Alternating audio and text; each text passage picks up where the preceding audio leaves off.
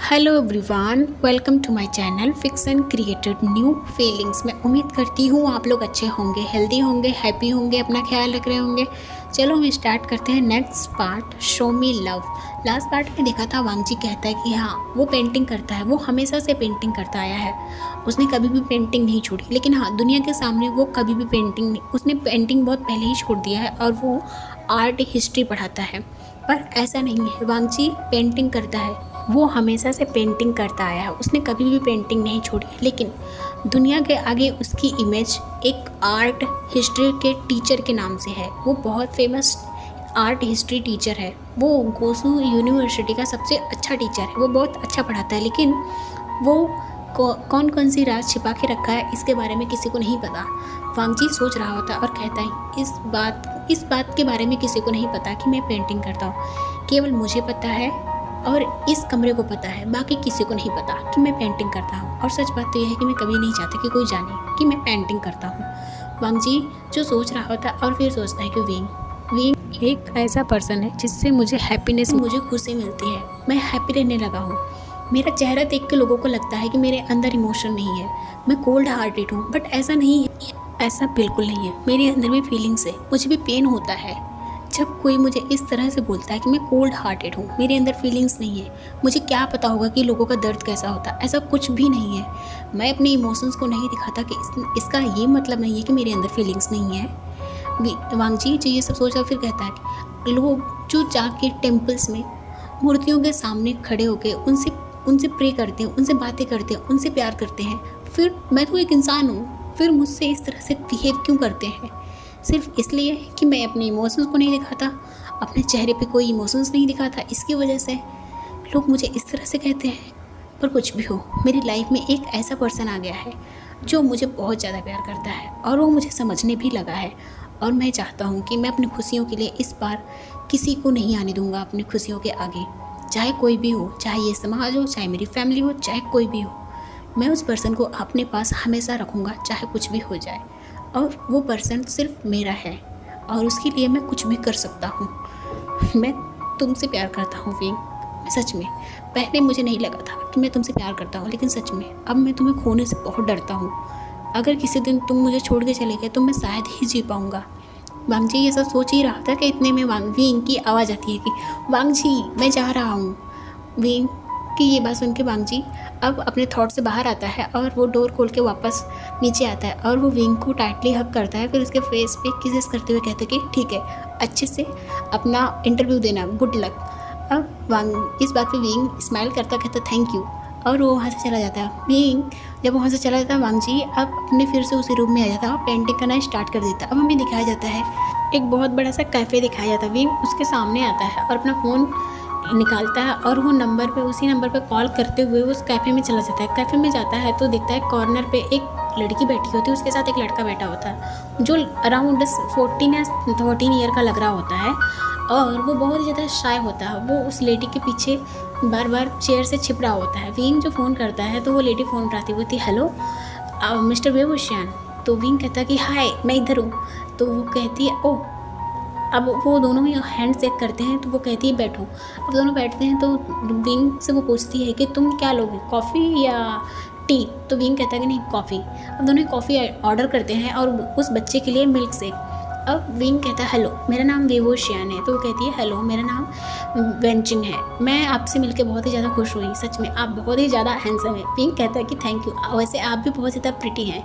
इस पर जो वेंचिंग होती है वो थोड़ा शर्मा जाती है और वो जो बच्चा होता है वो कहता है ये मेरा भाई है जिसका नाम वेन्निंग है, ये भी 14 ईयर का है।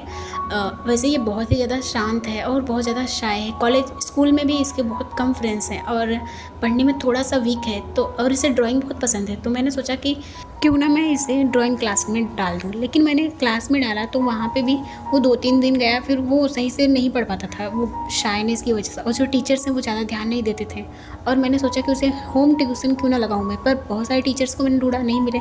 तो मुझे एक स्टूडेंट मिली थी तुम्हारे ही कॉलेज से, क्या नाम है, गोसू यूनिवर्सिटी से, जिसका नाम है रूबी। मैंने उसको कहा तो वो अभी बिज़ी है, तो उसने तुम्हारा नंबर दिया और कहा कि शायद तुम इसे ड्राइंग सिखा सकते हो। विंग कहता ओके ठीक है। अब वेंडिंग से कहता हेलो वेंडिंग, तुम कैसे हो, क्या तुम मेरे फ्रेंड बनोगे, हम दोनों मिलकर पेंटिंग करेंगे। विंडिंग जो थोड़ा साय होता है फिर कहता है हेलो। ये देखकर वेंजिंग बहुत ज़्यादा शॉक होती है और अपने भाई की तरफ देखने लगती है।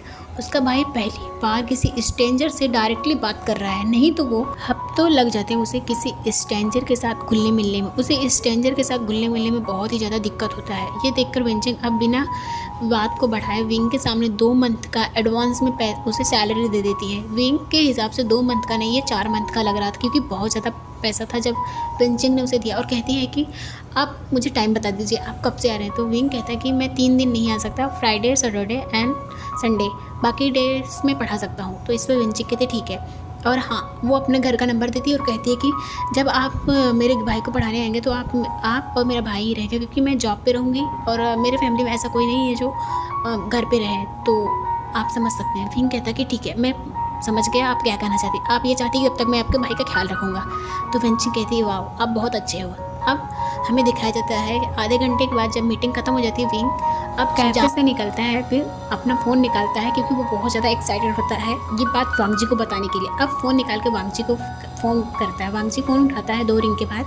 तो विंग कहता है बहुत एक्साइटेडली, कहता है तुम्हें पता है मुझे मेरा जॉब मिल गया और सबसे बड़ी बात मुझे 2 मंथ का सैलरी एडवांस में मिल गया है।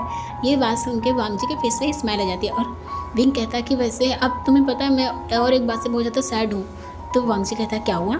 तो विंग कहता है अब मैं केवल संडे को फ्री रहूँगा, बाकी दिन में बहुत ज़्यादा बिजी रहने वाला, क्योंकि अब मेरे पास टाइम बिल्कुल नहीं मिलेगा और मैं तुमसे मिल नहीं पाऊँगा, इससे मैं बहुत ज़्यादा सैड हूँ। इस बात पे वांगजी भी सैड हो जाता है, लेकिन वो कहता है कोई बात नहीं विंग, तुम अपने स्टडी पर और ख़ुद पर ध्यान रखना। अब फ़ोन कट जाता है। विंग बहुत ज़्यादा हैप्पी होता है और अपने अपार्टमेंट पे पहुंचता है। तो डोर ओपन करके जैसे ही वो हॉल में एंटर करता है, वो दिखता है नी होसंग एंड जियांग चैन जो हॉल में बैठे होते हैं, फ़ोन को चला रहे थे, स्क्रॉल कर रहे होते हैं। तो नी होसंग कहता है वी भाई आप कहाँ थे इतने दिन तक, 2 दिन तक आप दिखे नहीं, क्या आपका कोई बॉयफ्रेंड है या कोई गर्लफ्रेंड है जो आप सीक्रेटली उसके साथ डेट कर रहे हैं और उसके रूम पर रुक रहे हैं। ये सुनते ही विंग के फेस के सारे कलर उड़ जाते हैं, उसका फेस फक सफ़ेद हो जाता है। अब विंग खुद को नॉर्मल करते हुए कहता है कि नी होसंग तुम इस तरह से क्या बोल रहे हो, मेरा कोई बॉयफ्रेंड है बिल्कुल नहीं, ना ही मेरी कोई गर्लफ्रेंड है, मैं तो बस प्रोफेसर सिचन के घर पे था, वहाँ पेंटिंग किया, फिर मैं रूबी के साथ हम दोनों गए थे बार में और फिर मैं उसके घर पे ही रुक गया था, वहाँ कुछ पेंटिंग किया, फिर मैं वापस आया। तो नी होसंग कहता अच्छा ठीक है, अगर कोई आपका बॉयफ्रेंड हो या फिर कोई गर्लफ्रेंड हो तो मुझे ज़रूर बताना। तो इस पर जियांग चैन जो उसके सर पे टैप करते हुए कहता अच्छा तुम्हें क्यों बताएगा, तुम अपनी लाइफ के बारे में तुम बताते हो और तुम लोगों की लाइफ में इतना इंटरफेयर क्यों करते हो, मुझे समझ नहीं आता। नी होसंग मैंने तुम्हें पहली बार नहीं मना किया था कि तुम दूसरों के लाइफ में इस तरह से इंटरफेयर क्यों करते हो, मुझे समझ नहीं आता, तुम अपनी नोज हर जगह क्यों घुसाते रहते हो नी होसंग। तो नी होसंग कहता ऐसा कुछ नहीं है जियांग चैन, वी भाई तो हम मेरे रूममेट हैं और साथ में मेरे क्लासमेट हैं, तो मुझे उनके बारे में जानना तो बनता है ना। तो इस पर जियांग चैन उसके सर पे एक बार तेज़ से मारते बोलता है बिल्कुल नहीं, तुम्हें किसी के बारे में जानने की ज़रूरत है, तुम खुद के लाइफ में ध्यान दो और खुद की स्टडी पे ध्यान दो। और तुम अभी कर क्या रहे हो, मैं तुम्हारे काका को बताने वाला, रुक जाओ। तो नी होसंग कहता नहीं प्लीज़ प्लीज़ प्लीज़, अच्छा ठीक है मैं कुछ नहीं करूँगा। अब विंग मौके का फ़ायदा उठाता है और वहाँ से निकल जाता है, अपने रूम में आ जाता है। रूम बंद करते उसकी हार्ट बीट बहुत फास्ट हो जाती है और उसकी आंखों में आंसू आ जाते हैं और वो बहुत ज़्यादा सैड हो जाता है, क्योंकि वांगजी और उसका कोई रिलेशन नहीं है, वो दोनों बॉयफ्रेंड्स नहीं हैं, बस वो लोग केवल बॉडी एक दूसरे के प्लेजर के लिए एक दूसरे के साथ हैं, उनके रिश्ते का कोई नाम नहीं है, उनका सीक्रेट रिलेशनशिप है और वो किसी को नहीं बता सकते। विंग जो इसी वजह से बहुत ज़्यादा सैड होता है और वो पूरे हफ्ते वांगजी से नहीं बात करता है और वांगजी भी उसे टाइम देता है, उसे पता है कि विंग बिजी है।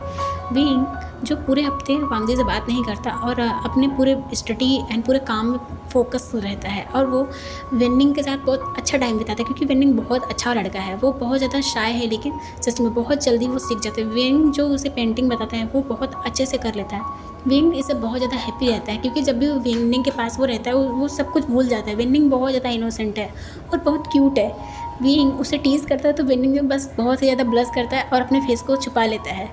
अब हम देखते हैं दूसरी तरफ वांगजी को। वांगजी जो बहुत ज़्यादा सैड हो चुका होता है, क्योंकि उसे विंग के बिना उसका बिल्कुल भी मन नहीं लग रहा होता, वो बहुत ज़्यादा कितना भी काम करे फिर भी वो विंग को नहीं बुला पा रहा होता और उसे बार बार वो बहुत ज़्यादा विंग को मिस कर रहा होता है। और अब उसे पता है कि आज सैटरडे है तो विंग कहाँ मिलेगा उसे, और वो विंग को सरप्राइज़ भी देना चाहता है, इसलिए अपने काका को फ़ोन करता है और कहता है काका।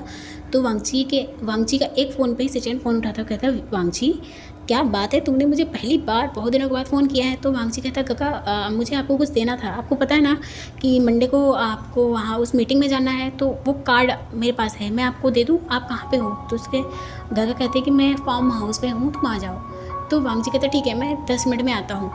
इस पे सिचैन कहते हैं वांग जी आराम से आओ, मैं हूँ यहीं। तो वांग जी कहता नहीं गगा मेरे पास टाइम है, मैं थोड़ी देर में बस निकल रहा हूँ, मैं 10 मिनट के बाद पहुँच जाऊँगा। तो सिचैन कहते ठीक है ठीक है। अब वांग जी जो फटाफट रेडी होता है उसके फेस पे बहुत ज़्यादा स्माइल होती है और वो बहुत ज़्यादा एक्साइटेड होता है कि वो विंग को वहाँ सरप्राइज़ देगा, विंग किस तरह से फेस बनाएगा और उसका क्या रिएक्शन होगा। वांग जी ये सब सोच रहा था और वो अब कार को ड्राइव करने लगता है। कार को ड्राइव करने के बाद वो लगभग 10 मिनट के बाद वांग सिचैन के घर पे सामने खड़ा होता है और वो अपने आप को पहले एक बहुत लंबी सी ब्रीथ लेकर काम डाउन करता है क्योंकि उसकी हार्ट बीट बहुत ज़्यादा फास्ट हो गई है, उसकी हैंड से हल्का हल्का स्वेटिंग हो रहा है। वो इमेजिन भी नहीं कर पाया कि विंग किस तरह से रिएक्ट करेगा। उसके फेस पे स्माइल आ जाती है और फिर अपने आप को काम डाउन करता है। फिर वो फाइनली वो डोर बेल को प्रेस कर देता है और डोर बेल प्रेस करने की कुछ ही सेकंड के अंदर सिचैन जो डोर ओपन करता है उसके फेस पे बहुत ही जेंटल से स्माइल होती है और कहता है वांग जी तुम्हारा वेलकम है मेरे घर पे, तुमने कितने सालों के बाद यहाँ पे आए हो, सच में मैं बहुत ज़्यादा खुश हूँ, आज तो मैं बहुत ज़्यादा हैप्पी हूँ। और वो वांग जी को हक करने वाला होता फिर वहीं रुक जाता क्योंकि उसके पूरे हैंड में बहुत ही ज़्यादा कलर लगा होता है। वांग जी जो अपनी नज़र को चारों तरफ उस बड़े से रूम में इधर उधर दौड़ाने लगता है क्योंकि वो किसी को ढूंढ रहा होता है। सिचैन जब उसकी नज़रों को फील करता है तो कहता है कि क्या हुआ वांग जी। तो वांग जी कहता है कि ब्रदर आपका रूम सच में बहुत ज़्यादा अच्छा लग रहा है, आपने कितनी सारी पेंटिंग की है। अब सिचैन जो कहता अच्छा सच में तुम्हें पसंद आया। तो वांग जी कहता अब सिचैन फिर वापस पेंटिंग करने चला जाता है। देखता है सामने रूबी एंड सिचैन फिर से पेंटिंग करने लगते हैं। वांग जी अब उसे बहुत ज़्यादा नर्वस हो रहा था क्योंकि वो विंग को ढूंढ रहा था और विंग उसे कहीं नहीं दिख रहा होता है। तो वांग जी के दिमाग में बहुत सारे थॉट्स आने लगते हैं कि क्या विंग यहाँ नहीं आता, वो कहीं और है, वो कहाँ है, वो पेंटिंग क्यों नहीं कर रहा है, उसे तो यहाँ होना चाहिए था। वांग जी अब अपने इमोशंस के और अपने थॉट्स में जितने भी उसके माइंड में थॉट्स आ रहे हैं अब उसे और कंट्रोल नहीं कर पाता। आखिर वो पूछ लेता कि ब्रदर मेरा एक स्टूडेंट और यहाँ पे एक काम करता है ना। तो इस पर सिचैन कहता हाँ तुम विंग की बात कर रहे हो। तो वांग जी कहता हाँ आखिर वो मुझे हेलो कहने नहीं आया। तो इस पर सिचैन कहता कि वो किचन में है।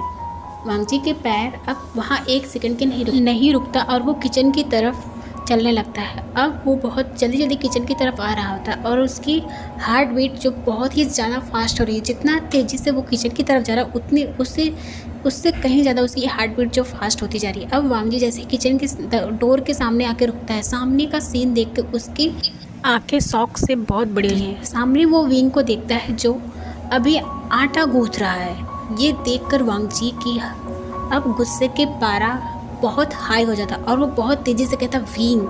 जैसे वो विंग कहता विंग जो फ्लिंच हो जाता उसके हाथ से जो बाउल में आटा वो गूंथ रहा था वो नीचे गिर जाता है और विंग उसका पूरा बॉडी जो नम हो जाता, उसकी आंखें जो शॉक में वाइडन हो जाती है और वो वांग जी को एक शॉकिंग नज़रों से देख रहा था। वो अपना माउथ ओपन करता है कुछ कहने के लिए तो वांग जी कहता तुम चुप रहो, तुम यहाँ क्या कर रहे हो, तुम यहाँ किस लिए आए हो।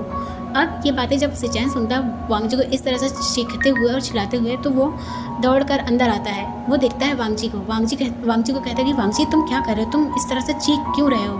तो वांग जी कहता है प्रोफेसर लैन क्या आप भूल चुके हैं, आप अपने स्टूडेंट से इस तरह से अपने निजी कामों के लिए यहाँ पे यूज़ कर रहे हैं, आपको शर्म नहीं आ रही है। वो आपका स्टूडेंट है, वो यहाँ सीखने के लिए आया है, अपना टाइम इसलिए बर्बाद नहीं कर रहा है कि वो आपके किचन में आकर आपका काम करेगा, आपके लिए खाना बनाएगा।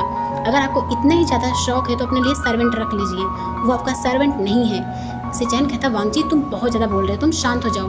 तो इस पर वांग जी कहता अच्छा और आप जो कर रहे हैं आप वो सही कर रहे हैं, क्या आपको शर्म नहीं आ रही। बिल्कुल भी शर्म नहीं आ रहा है, आप अभी मुझसे बहस कर रहे हैं कि मैं शांत हो जाऊं और वो इस तरह से आपके किचन में काम कर रहा है। वो क्या आपने उसे किचन में काम करने के लिए यहाँ पे लाया था, क्या वो किचन में काम करने के लिए यहाँ पे आया था, वो आपसे कुछ सीखने के लिए आया था मिस्टर लैन, आप इस तरह से क्यों बिहेव कर रहे हैं उसके साथ। अब वांग जी इस बात पे वांग सिचैन थोड़ा शायड होता है, फिर कहता है कि चलो हमें बाहर बात करनी होगी। तो वांग जी कहता हाँ हमें बाहर बात करनी होगी।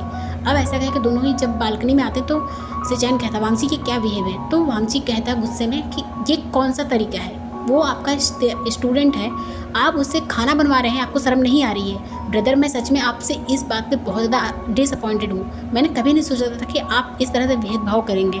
तो सिचैन कहता है कि वो हमारे साथ खुश नहीं रहता वांग जी, वो बहुत ज़्यादा सैड रहता है और बहुत ही ऐसा लगता है बहुत दबाव में काम कर रहा है। तो वांग जी कहता तो आप उसे खाना बनवाएंगे, ये कौन सा तरीका हुआ ब्रदर, मुझे नहीं समझ में आ रहा, आप इस तरह से उसके साथ क्यों बिहेव कर रहे हैं। वो आपका स्टूडेंट है, आपसे सीखने के लिए, आपको उससे प्यार से बात करना चाहिए, उसे बोलना चाहिए उसको क्या प्रॉब्लम है। तो इस पर सिचैन कहता है मैंने उससे बहुत बार बातें करने की कोशिश की कि उसे क्या प्रॉब्लम है, लेकिन वो कुछ बोलता नहीं है, बस चुपचाप ऐसा लग रहा है कि उसे बहुत ज़बरदस्ती यहाँ पे काम पे करवाया जा रहा है। इसलिए मैंने तो वांग जी इसलिए आपने उसे खाना बनाने के लिए कहा, ये कौन सा तरीका है ब्रदर? अब इस पे सचैन कहता है वांग जी तुम्हें इतना ज़्यादा क्यों तकलीफ़ हो रहा है और तुम्हें इतना क्यों चिंता हो रही? आज तक तो तुमने कभी स्टूडेंट के बारे में इस तरह से नहीं बोला। तो वांग जी कहता है वो मेरा स्टूडेंट है, इसलिए मैं बोल रहा हूँ, क्योंकि मैं गलत होते हुए बिल्कुल नहीं दे सकता ब्रदर, आपको पता है। तो इस पे सचैन कहता अच्छा मुझे पता है, लेकिन तुम ऐसा कभी किसी के साथ स्टैंड नहीं लिया वांग जी। अब उसकी आंखों में देखने लगता। वांग जी अपने फेस को आगे की तरफ करते हुए कहता है वो बस मेरा एक स्टूडेंट है ब्रदर, आप बहुत ज़्यादा सोच रहे हैं और आप उसके साथ बहुत गलत कर रहे हैं। अगर आप उसे नहीं सिखाना चाहते तो आप मना कर दीजिए, आप उस तरह से उसके साथ बिहेव नहीं कर सकते। तो सचैन कहता वांग जी उस दिन तुमने कहा था मैं उसे अपने जूनियर असिस्टेंट के लिए चुनूँ, और मैंने किया, मैंने उसके साथ बहुत ही अच्छे से बात किया, वो हमारे साथ खुश नहीं है, कोऑपरेट नहीं कर रहा है, तो मैं क्या करूँ? तो वांग जी कहता इसलिए आप खाना बनवाएंगे? इस पर सचैन कहता नहीं वांग जी वांग जी कहता ब्रदर बस आपने गलती किया है तो आपने गलती क्यों नहीं मानते, आप उस पर ब्लेम क्यों कर रहे हैं? आप एक अच्छे टीचर नहीं बन पाए ब्रदर, तो आप अपने स्टूडेंट पे ब्लेम कर रहे हैं। आपको अपनी गलती एक्सेप्ट करनी चाहिए कि आपने गलती की है, आपसे गलती हुई है ब्रदर, और आप इस तरह से उस पर ब्लेम करके अपनी गलतियों पे पर्दा नहीं डाल सकते। ऐसा कहे कि वांग जी जो एनवलप को वही रखता है और वहाँ से निकल जाता है। सचैन जो वांग जी की देख रहा होता है और वो कुछ नहीं बोलता, और वो सोच रहा होता है कि सच में उसने गलती की है, उसे इस तरह से विंग के साथ बिहेव नहीं करना चाहिए था। वांग जी सही कर रहा था, उसने गलती की है, उसे अपनी गलती एक्सेप्ट करनी चाहिए। अब इधर मैं वांग जी को दिखाया, वांग जी गुस्से में आता है, जो अपने कार की डोर को ओपन करता है और अपने कार में बैठता है और वो हार्शली डोर को बंद कर देता है। उसका गुस्सा इतना ज़्यादा होता है कि वो एक खींचकर पंच अपने कार के स्टीयरिंग में मारता है और गुस्से में जो कह रहा था फक, मुझे इतना गुस्सा नहीं करना चाहिए था, नहीं नहीं नहीं, ये मैंने बहुत गलत किया, मुझे इस तरह से स्टेप नहीं लेना चाहिए था। अब वो अपने फ़ोन की तरफ देखता है जो वाइब्रेट कर रहा होता है, वहाँ देखता है विंग के बहुत सारे मैसेजेस होते हैं। वो उस मैसेज को जब ओपन करके देखता है वो पूरी तरह से शॉक हो जाता है। उसमें पहला जो लाइन लिखा होता है कि व्हाट द हेल वांग जी, तुम अपने आप को समझते क्या हो? तुम मेरे कोई रिलेटिव नहीं हो, ना ही मेरे पेरेंट्स हो, और ना ही तुम्हारा मेरा कोई ऐसा रिश्ता है कि तुम इस तरह से मेरे लाइफ में इंटरफेयर कर सकते हो, ना ही तुम मेरे बॉयफ्रेंड हो, और जो सो कॉल्ड बॉयफ्रेंड की तरह मेरे लाइफ में बिहेव कर रहे हो। तुम होते कौन हो जो मेरे लाइफ में इस तरह से बिहेव करने के? हाँ, तुम क्या समझते हो अपने आप को? और तुम्हारा और मेरा ये रिश्ता जो सो कॉल्ड रिश्ता था, जो भी रिलेशनशिप था वो सीक्रेट रिलेशनशिप था, और तुम इस तरह से लोगों के सामने इस तरह से चिल्लाकर, मेरे क्लासमेट के सामने, मेरे प्रोफेसर के सामने तुम मेरी इमेज को पूरी तरह से वाट लगा दी हो। तुम समझते क्या हो अपने आप को? बताओ मुझे, तुमने क्या समझ के रखा है? आज के बाद अगर तुमने मुझे फ़ोन किया ना तो मैं तुम्हें छोड़ूंगा नहीं, और जो भी हमारा रिश्ता था केवल हम दोनों एक दूसरे के साथ प्लेजर के लिए साथ थे, और ये रिश्ता यहीं पर ख़त्म हुआ। आज के बाद मुझे कॉल मत करना और नहीं मैसेज करना, समझ में आया? फाड़ में जाओ तुम। ऐसा कहीं का वो फ़ोन रख देता है, मैसेज ख़त्म हो जाता है। ये देखकर वांग जी बहुत ज़्यादा शॉक हो जाता है, उसके आंखों से आंसू बहने लगता है। वो बाय एवरीवन, आपको स्टोरी जैसा भी लगे आप मुझे कमेंट बॉक्स में बताना, ओके? और हाँ, लाइक सब्सक्राइब करना बिल्कुल मत भूलना। बाय।